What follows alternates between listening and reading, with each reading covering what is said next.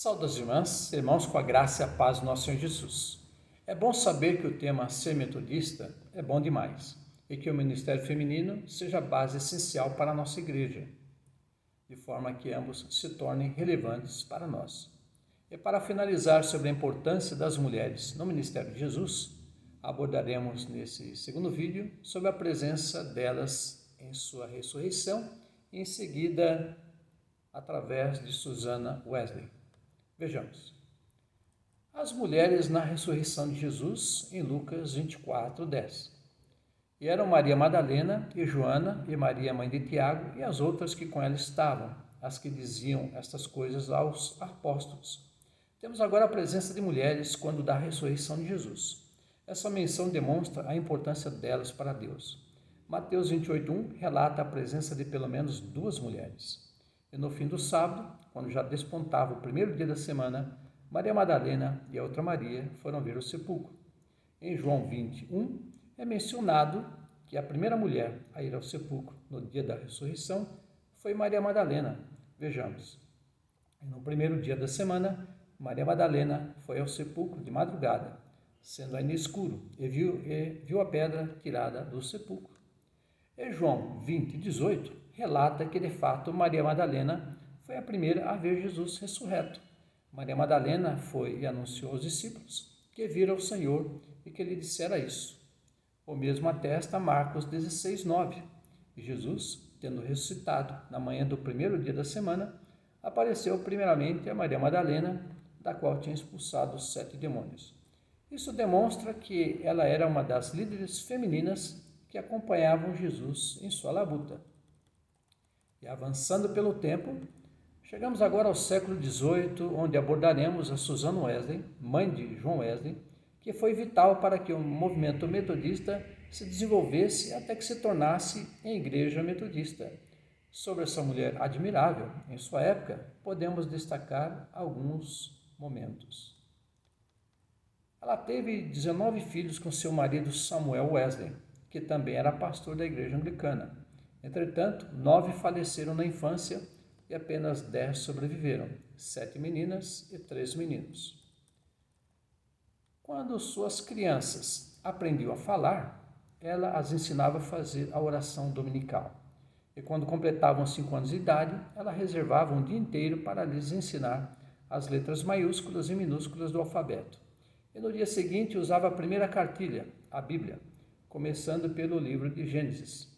Essa escola caseira era de segunda a sexta-feira, das 9 às 12, com pausa para o almoço, e retorno das 14 às 17 horas. Numa época em que as meninas eram ensinadas as tarefas domésticas, Susana sabia ler e escrever muito bem, e buscou ensinar as suas 7 filhas a ler e a escrever antes de aprenderem tarefas domésticas. Susana foi tão enfática em sua vida como professora doméstica que os filhos Samuel Wesley Jr., João e Carlos Wesley, quando estudavam em Oxford, recorriam a ela, e não ao pai que era pastor, em relação a conhecimentos teológicos, outros assuntos e conselhos. Infelizmente, algum membro da igreja local que o marido de Susana pastoreava resolveu se vingar dele, talvez alguma repreensão ou posicionamento que não concordava, e pôs fogo à noite na casa pastoral. Sua filha mais velha acordou, talvez pelo barulho de vizinhos que viram fogo, e ela acordou os pais. Susana estava no 8º mês de gravidez e rapidamente resgataram seus filhos, mas esqueceram John Wesley, que tinha 5 anos de idade, no quarto. Ela e o marido tentaram subir as escadas, que estavam em chamas, para salvá-lo e não conseguiram. Do lado de fora, a família se ajoelhou para entregar a alma dele para Deus. Quando João, tendo subido em algum móvel, apareceu na janela gritando. Foi aí que alguns vizinhos fizeram uma escada humana e o resgataram. Segundos depois, o teto caiu em chamas. Esse livramento milagroso fez com que Susana visse João como um tição ou brasa tirada do fogo. Ela baseou esse episódio em Zacarias 3, versículo 2, a parte C. Não é este um tição tirado do fogo? Susana entendia que Deus tinha uma obra para ele e resolveu investir mais tempo disponível para prepará-lo. Além de mãe, Susana tornou-se também mentora espiritual. Depois do incêndio que destruiu toda a casa, ela precisou deixar as crianças com conhecidos e parentes. E quando foram devolvidos, ela percebeu que haviam adquirido hábitos e palavreados reprováveis, e por isso passou a tirar um tempo à noite para tratar com elas. A noite de quinta-feira, ela reservou para John Wesley. Como mãe, Susana também se preocupava com a vida espiritual de suas crianças. E devido aos períodos que seu marido precisava se ausentar da cidade de Epworth para participar de atividades eclesiásticas, a igreja local ficava sem pastor, porque na época apenas pessoas ordenadas podiam pregar. E preocupada com as almas de suas crianças, fez de um dos cômodos da casa, aos domingos, um local para culto caseiro. Uma empregada pediu autorização para participar, e depois seus familiares, e depois vizinhos ficaram sabendo e pediram para participar, e o número cresceu. Claro que algum oficial da igreja local ficou sabendo e enviou uma carta para Samuel delatando Susana. Ele, ao saber, pediu para que ela parasse numa carta, porque era ilegal uma pessoa não ordenada pregar, e ainda mais uma mulher, que na época não podia pregar. Ela replicou que começou trazendo mensagens devocionais para as crianças para não ficarem livres e darem espaço para o maligno. E se membros locais pediram para participar, estavam se sentindo edificados. E a sugestão para que algum homem lesse os sermões, ela disse que não tinha um homem ali que soubesse ler sem tropeçar ou gaguejar nas palavras. E se ele não estava preocupado com as almas que se achegaram a ela, era só avisar que ela pararia e deixaria as almas livres para que o inimigo as alimentasse até que ele voltasse. Ele não retornou mensagem para ela. E Susana entendeu que ele consentira porque ela estava certa. E o pequeno João foi testemunha ocular da inovação de uma mulher, sua mãe, a pregar. A própria Susana escreveu ao marido que nas pregações ela estava lendo os sermões dele e assim não pregava algo que fosse anormal. Susana, diferente do marido, chacoalhou João, que estava confuso sobre a carreira ministerial que seguiria. A vida acadêmica o seduzia e gostaria de viver essa vida, e teve a aprovação do pai, que lhe escreveu que não deveria se tornar clérigo para ter uma vida fácil, como os filhos do sacerdote Eli, que seguiram o ofício do pai para terem benefícios. Assim, ele devia investir na carreira acadêmica, estudando línguas e o estudo crítico dos textos bíblicos. Entretanto, Susana lhe escreveu que ela e o seu pai não tinham o mesmo parecer em vários assuntos, e esse era um deles. E assim, ele não deveria investir no academicismo, mas investir na palavra da vida, porque o povo passava grandes necessidades, e assuntos acadêmicos não ajudavam as pessoas. Susana chacoalhara João, que tornou-se diligente nos estudos e aceitou seus conselhos.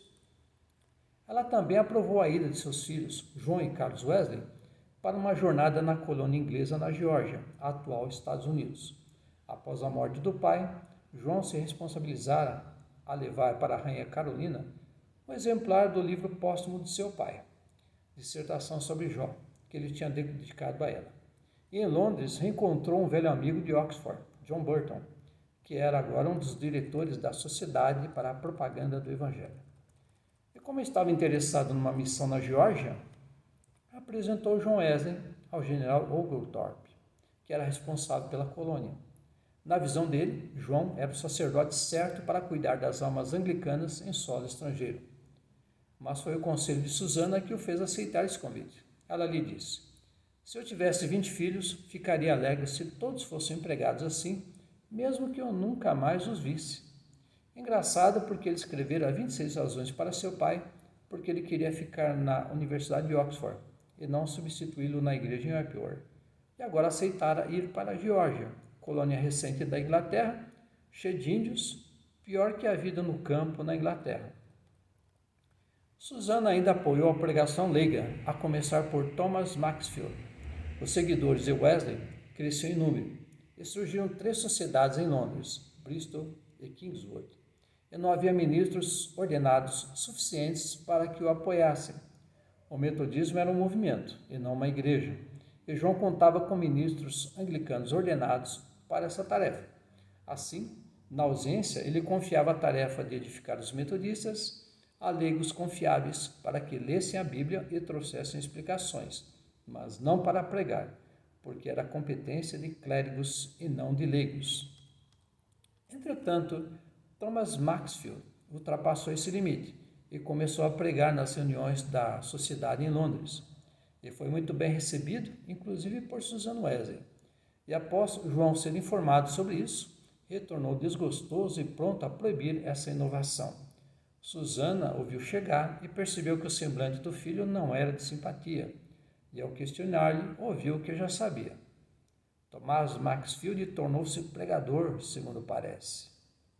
Em seguida, ela lhe disse: "Você sabe que eu jamais apoiaria qualquer irregularidade, e vejo o que fará com esse jovem, que para mim também foi chamado para pregar assim como você. Assim vá e o ouça." E foi o que ele fez. Ele foi e ouviu pregar e teve que reconhecer ao que disse: "Isso vem do Senhor, é o que precisamos." João Wesley percebia através de sua mãe que era um sinal divino para responder às necessidades que o movimento metodista precisava. E assim João buscou preparar pregadores leigos que, não abandonando as suas profissões, pudessem dedicar horas livres ao metodismo. Susana também tinha seu posicionamento político e quase custou seu casamento. Samuel era leal à monarquia, porém ele questionava a validade da pessoa que a ocupava, Guilherme III, e se incomodava com Susana em não dizer amém nas orações que fazia pelo rei, Guilherme III. Guilherme III havia casado com Maria II, sua prima e filha do rei Jaime II. Entretanto, ao invadir a Inglaterra, Jaime II foi deposto em dezembro de 1688. Eu conheço o casal. Jean e filha assumiu a monarquia em fevereiro de 1689. Mas, em dezembro de 1694, Maria II faleceu e Guilherme III ficou só com a coroa até março de 1702, quando outra filha de Jaime II, Ana, assumiu a coroa. Mas antes que Ana assumisse a coroa, numa discussão, as palavras ditas foram fortes e o casal se separou temporariamente. Se nós temos diferentes reis, nós devemos dormir em camas diferentes. Samuel aproveitou a discussão para ir a um tipo de concílio de longa duração em Londres e resolveu se tornar capelão na marinha, quando nova monarca assumiu o trono, Ana, que foi aceita pelo casal. E assim decidiu não mais ir para a marinha, mas ficar em Epworth. E João Wesley se tornou o fruto da reconciliação do casal meses depois. É possível que Susana fosse contrária a ter Guilherme III e Maria II como monarcas da Inglaterra, porque muitas pessoas, como também mais de 450 clérigos e bispos das igrejas anglicana e episcopal francesa, se recusaram a fazer o juramento de obediência aos novos monarcas. Ela devia fazer parte do grupo que era leal ao rei deposto Jaime II, e não ao casal. E talvez ela estivesse pensando que o juramento mesmo devia ser feito apenas para o rei Jesus e não para seres humanos. Assim, irmãs e irmãos, que Deus abençoe a cada momento em que conhecemos, além das Escrituras Sagradas, um pouco mais de nossa história, e assim honremos o nosso compromisso e fidelidade para que o tema ser metodista seja bom demais de fato. Amém. Um abraço fraternal em Cristo Jesus e espero que esse estudo, nesse segundo vídeo sobre o tema, seja edificante para todos nós. Amém.